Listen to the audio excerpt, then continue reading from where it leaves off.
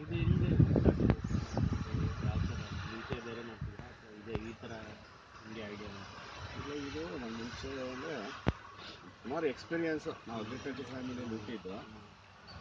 ಮುಂದೆ ಎಲ್ಲ ನಮ್ಮ ತಂದೆಯವರು ಅವರೆಲ್ಲ ಯಾವಾಗಲೂ ಮಿಕ್ಸ್ಡ್ ಫಾರ್ಮಿಂಗು ಮಾಡ್ತಿದ್ರು ಅವರು. ಹಾಂ ಈಗ ಒಂದು ರಾಗಿ ಹಾಕಿದ್ರು, ಒಂದು 6 ಸಾಲು ರಾಗಿ ಹಾಕಿದ್ರೆ ಒಂದು ಸಾಲಿನಲ್ಲಿ ಎಲ್ಲ ಇದು ತರಗುಣಿ ಮತ್ತು ಅವರೆ, ತೊಗರಿ, ನಮ್ಮ ಮನೆಗೆ ಬೇಕಾದ್ದೆಲ್ಲ ಸಾಲಲ್ಲಿ ಬಿಟ್ಕೊಳ್ಳೋರು. ಆವಾಗ ಏನನ್ನೂ ಕೊಂಡ್ಕೊಂಬತ್ತಿರಲಿಲ್ಲ ನಮ್ಮ ಮನೆ. ಒಂದು ಸೀಮೆಎಣ್ಣೆ, ಉಪ್ಪು 2 ಬಿಟ್ಟರೆ ಇನ್ನೇನನ್ನೂ ಕೊಂಡ್ಕೊಂಬತ್ತಿರಲಿಲ್ಲ. ಎಲ್ಲನೂ ಮನೇಲಿ. ಒಂದು ಕಾಫಿ ಗಿಡನೂ ಇತ್ತು. ಮತ್ತು ಬೆಲ್ಲ ಬೇಕು ಅಂದರೆ ನಮ್ಮದೇ ಕಬ್ಬು ಹಾಕಿದ್ರು, ಗಾಣ ಹಾಕಿ ಮಾಡ್ಕೊಳ್ಳೋರು. ಮತ್ತು ಎಲೆ ಅಂಬುನ ತೋಟ ಇತ್ತು, ಅದರೊಳಗಡೆ ತೆಂಗು, ಅಡಿಕೆ, ಕಾಫಿ, ಮೆಣಸು ಎಲ್ಲ ಮಾಡ್ಕೊಂಡಿರೋದು. ಈಗ ಆವತ್ತಿನ ಕಾಲ ಹಂಗಿತ್ತು. ಈಗ ಸರ್ಕಾರ ಬಂದಮೇಲೆ ಅದೆಲ್ಲ ಅಡ್ಜಸ್ಟ್ಮೆಂಟ್ ಮಾನೋಕ್ರಾಪ್ಸ್ಗೆಲ್ಲ ಬರೀ ರಾಗಿ ಬೆಳೀರಿ, ಬರೀ ಗೋಧಿ ಬೆಳೀರಿ, ಫರ್ಟಿಲೈಸರ್ ಅಪ್ಲೈ ಮಾಡಿ. ಹಿಂಗೆ ಮಾಡಿದಾಗ ಏನಾಗೋಯ್ತು, ರೈತರಿಗೆ ಭಾಳ ತೊಂದರೆ ಆಯಿತು. ಒಂದು ಕಡೆ ಎಲ್ಲನೂ ಕೊಂಡ್ಕೊಂಬರ್ಬೇಕು. ಮೊದಲೆಲ್ಲ ಈಗ ನಮ್ಮನೆ ಒಂದು 5 ಜೊತೆ 6 ಜೊತೆ ದನಗಳಿರೋದು, ಅವರೇ ಉಳುಮೆ ಮಾಡೋದು. ಮತ್ತು ಬೀಜ ಎಲ್ಲ ಅವರೇ ಸಂರಕ್ಷಣೆ ಮಾಡಿ ಇಟ್ಕೊಂಡಿರೋದು. ಹಳೆ ತಳಿಗಳೆಲ್ಲ ನಾವೇ ಮಾಡ್ಕೋಬೋದು. ಈಗ ಹೈಬ್ರಿಡ್ ತಳಿ ನಾವು ಮಾಡ್ಕೊಳಕ್ಕಾಗಲ್ಲ. ಬೀಜನೂ ಕೊಂಡ್ಕೊಂಬರ್ಬೇಕು.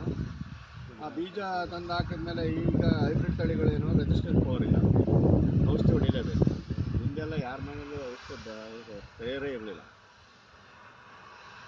ಔಷಧಿ ಹೊಡಿಬೇಕು, ಅದಕ್ಕೆ ಪುನಃ ಸಿಟಿಗೆ ಹೋಗ್ಬೇಕು, ಔಷಧಿ ತರಬೇಕು, ಸ್ಪ್ರೇ ತರಬೇಕು. ಇಷ್ಟೆಲ್ಲ ಮಾಡಿ ಆಮೇಲೆ ಮಾರ್ಕೆಟಿಂಗ್ ಹೋಗ್ಬೇಕು. ಮಾನೋಕ್ರಾಪ್ಸ್ಗೆಲ್ಲ ಹೆಚ್ಚಿಗೆ ಬೆಳೆಯೋರಲ್ಲ. ಮಾರ್ಕೆಟಿಂಗ್ ಹೋದರೆ ಮಾರ್ಕೆಟಿಂಗೆಲ್ಲ ಹರಾಜು ಟೈಪು. ರೈತರ ಪದಾರ್ಥಗಳೆಲ್ಲ ಹರಾಜು ಹಾಕ್ತಾರೆ. ನೀವು ಸಪೋಸ್ 60 ರೂಪಾಯಿ ಕೊಟ್ಟು ಅಕ್ಕಿ ತೊಗೊಂಡ್ರೆ ರೈತರಿಗೆ ಸಿಗೋದೇ 20 ರೂಪಾಯಿ, 15 ರೂಪಾಯಿ ಅಷ್ಟೇ. 40 ರೂಪಾಯಿ ಎಲ್ಲ ಮಧ್ಯವರ್ತಿಗಳು. ಹಾಗಾಗಿ ನಾನು ಆ ಥರ ಆಗೋದು ಬೇಡ, ನಮಗೆ ಎಷ್ಟು ಬೇಕಷ್ಟು ಬೆಳೆಯೋಣ, ನಾವೇ ಮಾರ್ಕೆಟಿಂಗ್ ಮಾಡೋಣ ಅನ್ನೋದಷ್ಟು ನಾವೆಲ್ಲ ಮಾರ್ಕೆಟಿಂಗ್ ಮಾಡಿದ್ದೀವಿ. 150-200 ಜನ ರೈತರು ಇಲ್ಲೇ ಲೋಕಲ್ ಮಾಡಿ ನಾವೇ ಅಂಗಡಿಗಳಿಗೆ ಕಳಿಸ್ತೀವಿ. ಬೆಂಗಳೂರು ಅಂಗಡಿಗಳು ಒಂದು 50 ಸ್ಟಾಲ್ಗಳಿಗೆ ಕಳಿಸ್ತೀವಿ. ಈ ಸ್ಟಾಲ್ಗಳಿಗೆ ಕೊಡಬೇಕಾದ್ರೆ ನಮ್ಗೆ ತರಕಾರಿಗಳು ಬೇಕು. ಅದಕ್ಕೆ ಈ ಥರ ಮಾಡಲು ನಾನು ಮಾಡಿದ್ದೆ. ಈಗ 5 ಕುಂಟೆ ಆಯಿತು ಅಂದರೆ ಇದು 5 ಕುಂಟೆ. ನೋಡಿ, ಅಲ್ಲಿ ಗೆಡ್ಡೆಕೋಸು ಮುಗೀತು, ನೋಡಿ ಇಲ್ಲಿ ಗೆಡ್ಡೆಕೋಸು ಬರ್ತಾಯಿದೆ. ಈಗ ಅಲ್ಲಿ ಟೊಮೊಟೊ ಮುಗಿತೋಣ, ಇಲ್ಲಿ ಟೊಮೊಟೊ ಸ್ಟಾರ್ಟ್ ಆಗುತ್ತೆ, ಇಲ್ಲಿ ಮೆಣಸಿನ್ಕಾಯಿ ಸ್ಟಾರ್ಟ್ ಆಗುತ್ತೆ. ಮತ್ತು ನೀವು ಇವಾಗ ಯಾವುದು ಡಿಮಾಂಡ್ ಇದೆ ಅಂತ ನೋಡ್ಕೊತೀರಾ ಅದು ಸುಮ್ಮನೆ? ಇಲ್ಲ, ಆ ಥರ ಏನಿಲ್ಲ. ನಾನು ಕಾಮನ್ನಾಗೇ ಮಾಡೋದು. ಈಗ ಒಂದು 30 ವೆಜಿಟೇಬಲ್ಸು ಕಾಮನ್ನಾಗಿ ಮಾಡ್ತೀನಿ. ಸೀಸನ್ ಇಲ್ಲ, ಈಗೆಲ್ಲ ಜೀನ್ಸ್ ಎಲ್ಲ ಚೇಂಜ್ ಮಾಡಿದೆ. ಅದರಿಂದ ಸೀಸನ್ ಏನಿಲ್ಲ. ಹಿಂದೆ ಹಳೆ ತಳಿಗಳಿಗೆ ಸೀಸನ್ ಇತ್ತು, ಈಗೇನು ಸೀಸನ್ ಇಲ್ಲ. ಇವೆಲ್ಲ ಹೈಬ್ರಿಡ್ ಅಂದರೆ ಇಂಪ್ರೂವ್ಡ್ ವೆರೈಟಿ. ಓಪಿ ಸೀಡ್ಸ್ ಅಂತ, ಓಪಿ ಸೀಡ್ಸ್ ಅಂತ. ಇಂಪ್ರೂವ್ಡ್ ವೆರೈಟಿ ಅಂತ ಇದರಲ್ಲಿ ಮಾಡೋದು. ಅಲ್ಲಿ ತರ್ತೀನಿ. ಸೊ ಇದು ನೀವು ಬೀಜ ಮಾಡ್ಕೋಬೋದಾ ಮತ್ತೆ ಬೀಜ? ಇಲ್ಲ, ಬೀಜ ಪುನಃ ತರಬೇಕು. ನಾವು ಮಾಡ್ಕೊಳಕ್ಕಾಗಲ್ಲ. ಬೇಕು ಅಂದರೆ ಮಾಡ್ಕೋಬೋದು. ನಾನು ಇನ್ನೂ ಬೀಜ ಮಾಡ್ತಾ ಇಲ್ಲ. ಕೆಲವು ಮಾಡ್ತೀವಿ. ಮತ್ತು ನಾನು ಮಧ್ಯ ಎಲ್ಲೋ ಮಾಡ್ತಿದ್ದೆ, ಅದಕ್ಕೆಲ್ಲ ಚೇಂಜ್ ಮಾಡಿ ಒಂದು ಕಡೆಯಿಂದ ಮಾಡ್ಕೊಂಡು ಹೋಗ್ತಾ ಇದ್ದೀನಿ. ಹಾಗಾಗಿ ನಾನು ಈಗಲೂ 4-5 ಬ್ಯಾಚ್ ಆಗಿರಬೇಕು. ನಿಮ್ಗೆ 16 ಬ್ಯಾಚ್ ಆದರೆ ಫುಲ್ ಕರೆಕ್ಟಾಗಿ ಗೊತ್ತಾಗುತ್ತೆ. ಸರ್, ಬಟ್ ಈ ಮಾಡೆಲ್ ನಾವು ಒಬ್ಬರೇ ಇದ್ರೆ, ಈಗ ನಾನು ಕನಕಪುರದಲ್ಲಿ ಎಲ್ಲರೂ ರೇಷ್ಮೆ ಬೆಳೆಯೋರು ಸರ್. ಈ ಮಾಡೆಲ್ ಒಬ್ಬರೇ ಇದ್ರೆ ಆಗಲ್ವಲ್ಲ? ಯಾಕಾಗಲ್ಲ ಅಂದರೆ ಈಗ ನಾನು ಎಲ್ಲ ಒಂದು ಶಾಪ್ಗೆ ಹಾಕಕ್ಕೆ ಹೋದರೆ ಅವರೆಲ್ಲ ವಿಧವಾದ ತರಕಾರಿನೂ ಎಕ್ಸ್ಪೆಕ್ಟ್ ಮಾಡ್ತಾರೆ ಎವ್ರಿ ಡೇ. ಅದು ಹೇಗೆ ಸಪ್ಲೈ ಮಾಡೋದು? ಇರೋ 3 ಎಕರೆಯಲ್ಲಿ? ಇರೋ 3 ಎಕರೆ ಇದ್ರೆ ನೀವೇ ಒಂದು ಶಾಪೇ ಮಾಡ್ಬೋದು. ಮುಂದೆ ಒಂದು ಶಾಪ್ ಮಾಡ್ಬೋದು. ಇಲ್ಲ ಅಂದರೆ ನೀವೇ ಒಂದಷ್ಟು ಒಂದು 50-100 ಮನೆ ಬುಕ್ ಮಾಡ್ಕೊಳ್ಳಿ. ಸರ್ ಅದು ಹೆಂಗೆ ಮಾಡೋದು? ಯಾವುದೇ ಅಂದರೆ ಇಲ್ಲಿ ಮಾರ್ಕೆಟಿಂಗ್ ಎಲ್ಲ ಬಿಡಿ, ಮೇನ್ ಸಬ್ಜೆಕ್ಟ್ ತಿಳ್ಕೊಳ್ಳಿ. ಮಾರ್ಕೆಟಿಂಗ್ ಎಲ್ಲ ನೀವು ಬೇರೆ ಕಡೆ ಕಲ್ತ್ಕೋಬೋದು. ಇದು ಬೇಸಿಕ್ಸ್ ನೀವು ಬೆಳೆದ್ರೆ ಮಾರ್ಕೆಟಿಂಗ್ ಅದು ಆಮೇಲೆ ಹೆಂಗೋ ಮಾಡೋಕೋಬೋದು. ಅದು ಬೇಕು. ಇಲ್ಲ ಸರ್, ಈಗ ಪ್ರಾಬ್ಲಮ್ ಏನಾಗುತ್ತೆ ಅಂದರೆ ಒಂದು ಹಾಕಿದರೆ ಒಂದೇ ಬೆಳೆ 2 ಬೆಳೆ ಹಾಕಿದರೆ ಅಗೇನ್ ಮಿರ್ಚಿ ಆಫ್ ಮಂಡಿಯವರು ನಮ್ಮನ್ನು ಇದು ಹಣ್ಣು ಹಾಕಿದರೆ ಅವ್ರು 10% 100ಗೆ 10 kg ಇದು ಮಾಮೂಲಿ ಬಿಡಿ. ಅದಕ್ಕೆ ನಾವು ಬೇಜಾರ ನಾವೇ ಮಾರ್ಕೆಟ್ ಮಾಡಿದ್ದು. ಆ ಥರ ಆಗಬಾರ್ದು ಅಂತ. ಈಗ ನೋಡಿ, ನಾನೇ ಒಂದು ಆಫರ್ ಕೊಟ್ಟಿದ್ದೀನಿ. 2000 ರೂಪಾಯಿ ಕೊಡಿ ನನಗೆ, ನಿಮ್ಗೆ ಎಷ್ಟು ಬೇಕಷ್ಟು ತರಕಾರಿ ತೊಗೊಂಡೋಗಿ ಎವ್ರಿ ವೀಕ್ ಬಂದು ಅಂತ ಕೊಟ್ಟಿದ್ದೀನಿ. ಸುಮಾರು ಜನ ಬರ್ತಾ ಇದ್ದಾರೆ. ಈಗ ಯಾಕೆಂದರೆ ಈ ಪ್ರಾಡಕ್ಟ್ ನಿಮ್ಗೆಲ್ಲೂ ಸಿಗಲ್ಲ. ಹಾಗಾಗಿ ನೀವು ಬೆಳೆದ್ರೆ ನಿಮ್ಮ ಹತ್ರ ಡಿಮ್ಯಾಂಡು ಶುರುವಾಗುತ್ತೆ. ಇವಾಗ ಸ್ವಲ್ಪ ಜಾಸ್ತಿ ನೀವು ಸ್ವಲ್ಪ ಫ್ರೀ ಡಿಮ್ಯಾಂಡ್ ಜಾಸ್ತಿ ಆಗ್ತದೆ. ಹಾಂ, ಆ ಥರ. ಸೊ ಇವಾಗ ನೀವು ಬೆಂಗಳೂರಿಗೆ ನಾವು ಆರ್ಡರ್ ಮಾಡಿದ್ರೆ ಇಲ್ಲೇ ತೊಗೊಂಡು ಹೋಗ್ಬೇಕಾ ಅಥವಾ ಅಲ್ಲಿಂದ ಏನಾದರೂ ಸಪ್ಲೈ ಮಾಡಬೇಕಾ? ಸಪ್ಲೈ ಮಾಡೋದು ಮಾಡ್ತಾ ಇದ್ದೀವಿ. ನೋಡಿ ಅವರು ಪ್ರತಿಭಾ ವೀಕ್ಲಿ ಮಾಡಿಸ್ತಾ ಇದ್ದೀವಿ. ಮಾಡೋಣ ಅಂತ ಇದ್ದೀವಿ ನೆಕ್ಸ್ಟು. ಈಗ ನಂದು 14 ಬ್ಯಾಚ್ ಬರಬೇಕು. ನಮ್ಮ ಹತ್ರ ಪ್ರಾಡಕ್ಟ್ ಇದ್ದರೆ ಮಾಡ್ಬೋದು. ಈ ಪ್ರೊಡಕ್ಷನ್ ಇಲ್ಲದೇ ಮಾಡ್ಬಿಟ್ಟು ಇನ್ನೊಂದು ಕಡೆ ತಂದು ಕೊಡೋಕ್ಕೆ ನಾವು ರೆಡಿ ಇಲ್ಲ. ನಮ್ಮ ಹತ್ರ ಎಷ್ಟಿದೆ ಅಷ್ಟೇ ನಾವು ಕೊಡೋದು. ಅದು ಬೇರೆ ಕಡೆಯಿಂದ ತಂದ್ರೆ ಅದು ಸಾವಯವ ಎಲ್ಲ ಅನ್ನೋದು ಹೇಳೋಕ್ಕಾಗಲ್ಲ. ಎಲ್ಲ ತುಂಬ ಜನ ಮಾಡ್ತಾರೆ ಆ ಥರ, ಸುಮ್ಮನೆ ಒಪ್ಕೊಳ್ಳೋದು, ದುಡ್ಡಾಸೆಗೋಸ್ಕರ ಮಾಡೋದು, ಆ ಥರ ನಾವಿಲ್ಲ. ನಮ್ಮ ಹತ್ರ ಎಷ್ಟಿದೆ ಅಷ್ಟೇ. ಈಗ 5 kg ಗೆಡ್ಡೆ ಕೋಸಿದ್ರೆ ನಮ್ಮ ಹತ್ರ 5 kg ಹಾಕ್ತೀವಿ. ಫಸ್ಟ್ ಯಾರು ಆರ್ಡ್ರ್ ಕೊಡ್ತಾರೆ ಅವ್ರಿಗೆ ಮಾತ್ರ ಕೊಡೋದು. ಆ ಥರ ನಾವು ಚಾಯ್ಸ್ ತೊಗೋಬೋದಾಗ ತೊಗೊಂಡೋಗ್ಬೋದು. ಸರ್ ಈಗ ಮಲ್ಚಿಂಗ್ ಇಷ್ಟೇನಾ ಸರ್? ಇಲ್ಲ, ಮಲ್ಚಿಂಗ್ ಹಾಕ್ಬೇಕು, ಇನ್ನೂ ಮಾಡಿಲ್ಲ ನಾನು. ಸ್ವಲ್ಪ ಇರಲಿಲ್ಲ. ನಾನು ಸ್ವಲ್ಪ ಅಲ್ಲಿ ಎಲ್ಲ ಮಿಲೆಟ್ಸು ಮತ್ತು ಆಹಾರ ಧಾನ್ಯ ಶುರು ಮಾಡಿದೆ ಅಲ್ಲಿ ಪ್ಲಾಟಲ್ಲಿ. ಇಲ್ಲಿ ಅಲಸಂದೆ ಶುರು ಮಾಡಿದೆ. ಹಾಗಾಗಿ ನಮಗೆ ಕೆಲಸ ಇಬ್ಬರೇ ಲೇಬರ್ ಇರೋದು. ಇದಾದ್ಮೇಲೆ ಇದನ್ನು ತೆಗೆದು ಮಲ್ಚಿಂಗ್ ಮಾಡ್ತೀವಿ. ಕಾಯಿ ಬಿಡಿಸ್ಕೊಂಬಿಟ್ಟು ಬೇರನ್ನು ಒಳಗಡೆ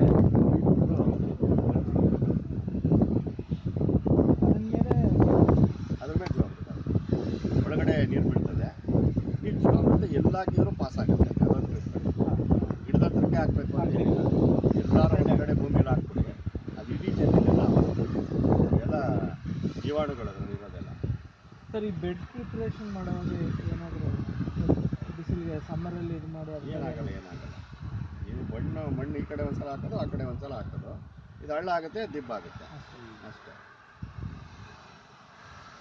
ಆ ಥರ ಬೆಡ್ ಪ್ರಿಪ್ರೇಷನ್ ಮಾಡ್ಕೊಳ್ಳಿ. ಇವೆಲ್ಲ ತರಕಾರಿ ಎಲ್ಲ ಸೀಡ್ಲಿಂಗ್ಸ್ ಮಾಡಿ ಹಾಕಿರೋದು ಸರ್? ಸೀಡ್ಲಿಂಗ್ಸ್ ಮಾಡಿ ಕೃಷಿ ಮಾಡಿ ಹಾಕಿರೋದು ನಾವೆಲ್ಲ. ನಾವೇ ನರ್ಸರಿ ನಾವೇ ಮಾಡ್ಕೊಳ್ತೀವಿ. ಇಲ್ಲೇ ಸಸಿಗಳು ಮಾಡಾಕ್ತೀವಿ. ಮೂಲಂಗಿ ಒಂದು ಬೀಜ ಹಾಕ್ತೀವಿ. ಮೂಲಂಗಿ ಕೃಷಿ ಮಾಡಲ್ಲ. ನುಗ್ಗೆನೂ ಕೃಷಿ ಮಾಡಿ ಹಾಕ್ತೀವಿ. ನೋಡಿ ಇಲ್ಲೇ ಕೃಷಿ ಮಾಡಿದ್ವಿ, ಅದು ಕೃಷಿ ಮಾಡಿ ಹಾಕ್ತೀವಿ.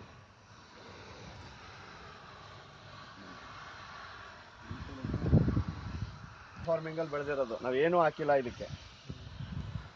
ಬರೀ ಜೀವಾಮೃತ ಒಂದ್ಸಲ ಹಾಕಿರೋದು, ಅದು ಇನ್ನೊಂದು ವೀಕಲ್ ಅಷ್ಟೇ. ಸರ್ ರೋಗ ಏನಾದರೂ ಆ ಥರ? ರೋಗ ಆದರೆ ಹೇಳ್ತೀನಿ. ರೋಗಕ್ಕೆಲ್ಲ ನಾವು ಮೊದಲೇ ಪ್ರಿಕಾಷನ್ ತಗೋಬೇಕು. ರೋಗಕ್ಕೆಲ್ಲ ಈ ಮಜ್ಜಿಗೆ ಹೊಡಿಬೇಕು. ಫಂಗಿಸೈಡ್ಗೆಲ್ಲ, ಇನ್ಸೆಕ್ಟಿಸೈಡ್ಗೆಲ್ಲ ನೀಮಾಸ್ತ್ರ ಬೇವಿನ ಬೀಜದಲ್ಲಿ ತಯಾರು ಮಾಡ್ಕೋಬೇಕು. ಮತ್ತು ಅದಕ್ಕಿಂತ ಸ್ವಲ್ಪ ಸ್ಟ್ರಾಂಗ್ ಅಂತ ಅಂದರೆ ಬೆಳ್ಳುಳ್ಳಿ, ಮೆಣಸಿನಕಾಯಿ, ಹೊಗೆ ಸೊಪ್ಪು, ಗಂಜಲ ಇವೆಲ್ಲ ಹಾಕ್ತಾ ಇರೋದು. ಅದರಲ್ಲಿ ಕೊಟ್ಟಿರೋ ಥರ ಮಾಡಿದ್ರೆ ಆಗುತ್ತೆ. ಅಷ್ಟು ಮಾಡಿದ್ರೆ ಸಾಕು. ಮತ್ತೆ ನೀವು ಇಂಟಿಗ್ರೇಟೆಡ್ ಫಾರ್ಮಿಂಗ್ ಮಾಡಿದಾಗ ರೋಗಗಳು ಬರಲ್ಲ. ನೋಡಿ ನಮ್ದು ಯಾವುದೇ ಗಿಡಕ್ಕೂ ನೀವು ರೋಗ ಇಲ್ಲ ಅದೇ ನೋಡ್ತಾ ಇದ್ದೀವಿ. ಸೊ ಈ ಥರ ಮಾಡ್ಕೊಂಡ್ರೆ ಆಲ್ಮೋಸ್ಟ್ ಕಂಟ್ರೋಲ್ ಆಗಲ್ಲ. ಸರ್ ಏನೇನು ಹಾಕಿದ್ದೀರಾ ಸರ್ ಕ್ರಾಪ್? ಸರ್ ಇಲ್ಲಿ ನೋಡಿ, ಮೊದಲು ಇದಾಕಿದೋ ಮೆಂತ್ಯ ಹಾಕಿದೋ. ಇದರಲ್ಲಿ ಈ ತರಕಾರಿ ಜೊತೆಲೆ ಮೆಂತ್ಯ ಹಾಕಿದ. ಅಂದ್ರೆ ಒಂದೆಲ್ಲ ನೋಡಿದಿರಲ್ಲ, ಟೊಮಾಟೊ ಪಕ್ಕ ಈ ಕಡೆ ಮೆಂತ್ಯ ಹಾಕಿದ್ರಾ? ಅದು ಲೈನ್ಗೆ ಹಾಕಿದ್ರಲ್ಲ, ಅಲ್ಲಿ ನೋಡಿದ್ರಲ್ಲ ನೀವು, ಹಿಂಗೆ ಸಾಲು ಆ ಥರ ಹಾಕಿದ್ದ. ಇಲ್ಲಿ ಮೆಂತ್ಯ ಒಂದು ನನಗೆ ಮಿನಿಮಮ್ ಅಂದರೆ ಒಂದು 50 ಕಟ್ಟು, ಮ್ಯಾಕ್ಸಿಮಮ್ 100 ಕಟ್ಟು ಸಿಗುತ್ತೆ. 100 ಕಟ್ಟು ಆದಾಯ ಬೇಡಿ, ಒಂದು 50 ಕಟ್ಟು ತಗೊಳ್ತೀನಿ. ನಮ್ಮ ಸೊಸೈಟಿಲಿ 100 ರೂಪಾಯಿ 10 ರೂಪಾಯಿ ಫಿಕ್ಸ್ ಮಾಡಿದ್ದೀವಿ ಒಂದು ಕಟ್ಟಿಗೆ. 50 ಕಟ್ಟಿಗೆ ಒಂದು 500 ರೂಪಾಯಿ ಸಿಗುತ್ತೆ. ಆಮೇಲೆ ಗೆಡ್ಡೆಕೋಸು ಒಂದು 200 ಗಿಡ ಹಾಕ್ತೀವಿ ಸೈಡಲ್ಲಿ. ಅದು ಯಾವ ಥರ ಡಿಸ್ಟೆನ್ಸ್? ಡಿಸ್ಟೆನ್ಸ್ ಒಂದು ಅರ್ಧ ಅಡಿಗೆ ಒಂದು ಹಾಕ್ತೀವಿ. ಸೈಡಲ್ಲೇ ಹಾಕೋದು, ಸೈಡಲ್ಲಿ ಹಾಕೋದು. ಈ ಥರ ಮೂಲಂಗಿ ಹಾಕಿರೋದು. ಒಂದು 200 ಗಿಡ ಹಾಕ್ತೀವಿ. ಅದರಲ್ಲಿ ನಮ್ಗೊಂದು 25 kg ಸಿಗುತ್ತೆ. ಮಿನಿಮಮ್ 20 ರೂಪಾಯಿ ಹಾಕೊಳ್ಳಿ.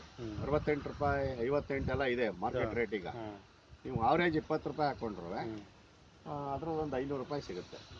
ಅಂದರೆ ಗೆಡ್ಡೆ ಕ್ರಸ್ ಆಗ್ಬೋದು, ಮೂಲಂಗಿ ಆಗ್ಬೋದು, ಕ್ಯಾರೆಟ್ ಹಾಕ್ತೀವಿ ಸೈಡ್ಗೆ, ಈರುಳ್ಳಿ ಹಾಕ್ತೀವಿ, ಆಲೂಗೆಡ್ಡೆ ಹಾಕ್ತೀವಿ.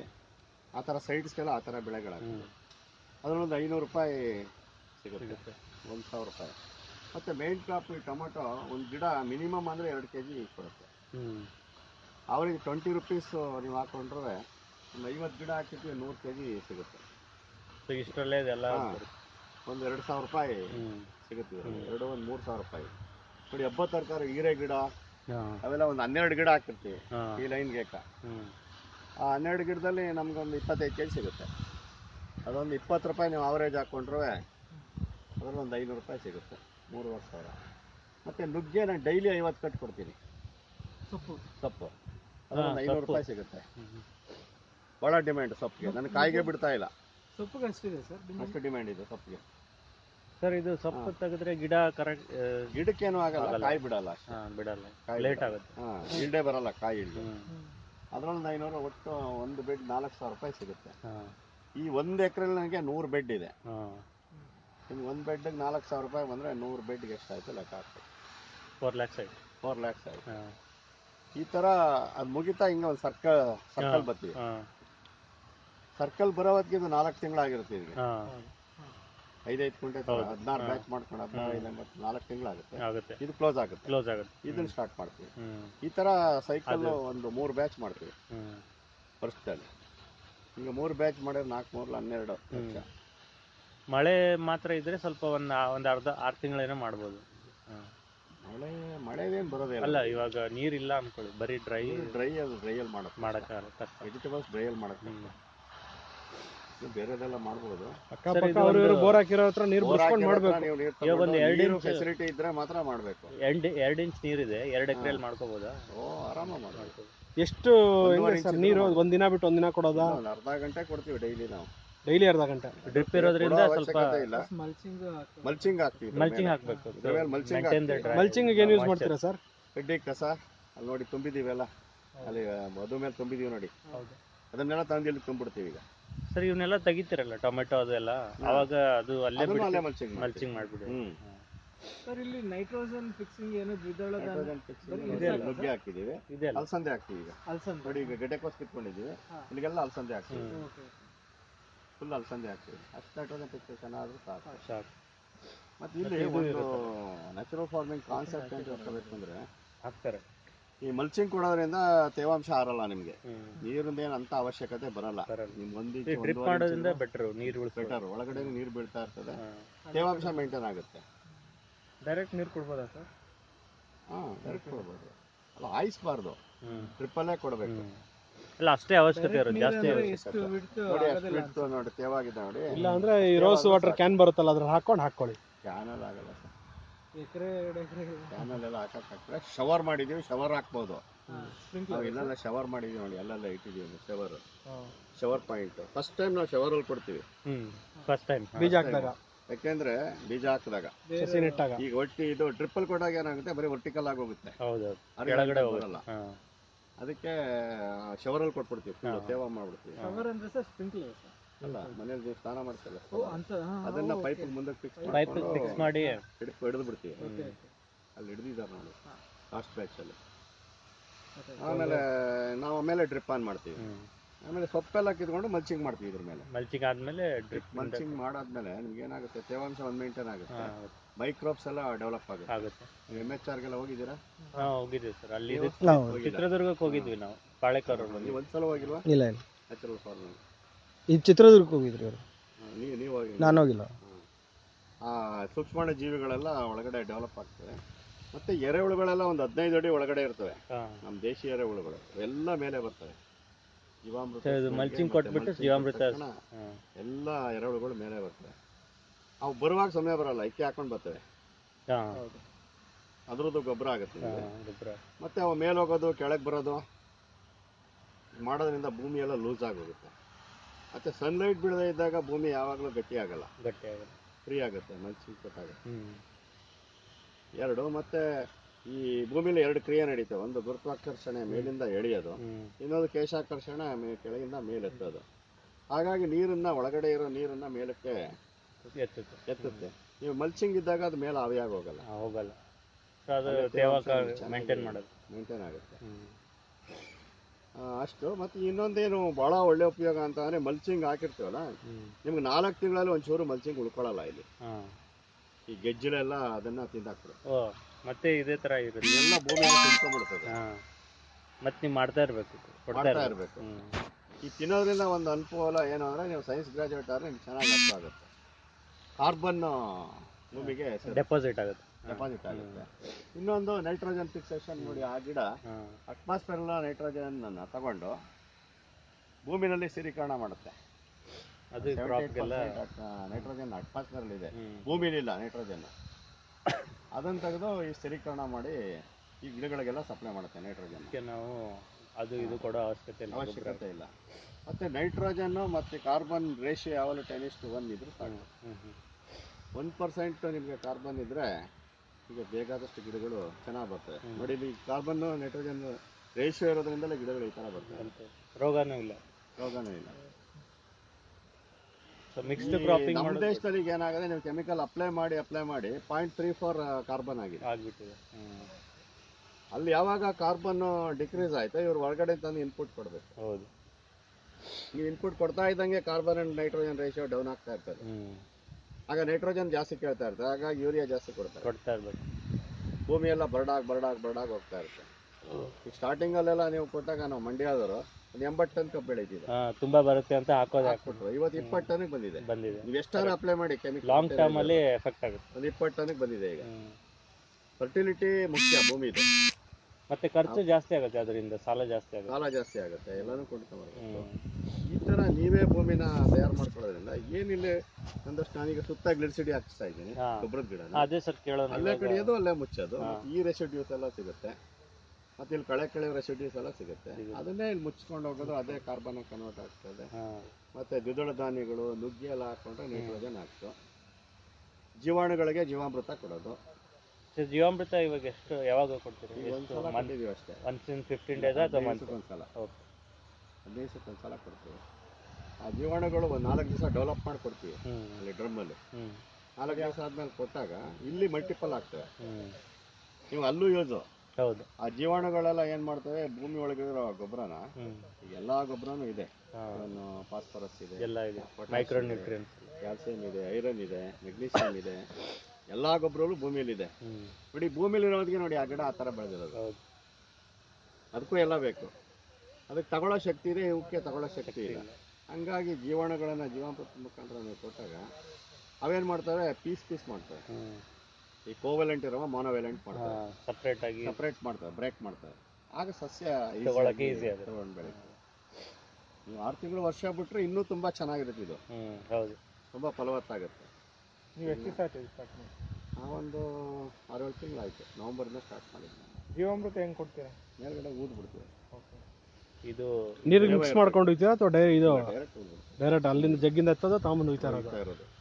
ನೀರಿಗೆ ಯಾವಾಗ ಮಿಕ್ಸ್ ಮಾಡಿರ್ತೀವಿ ಅಂದರೆ ಸೊಪ್ಪಿರುವಾಗ ನೀರನ್ನ ಡೈಲ್ಯೂಟ್ ಮಾಡ್ತೀವಿ.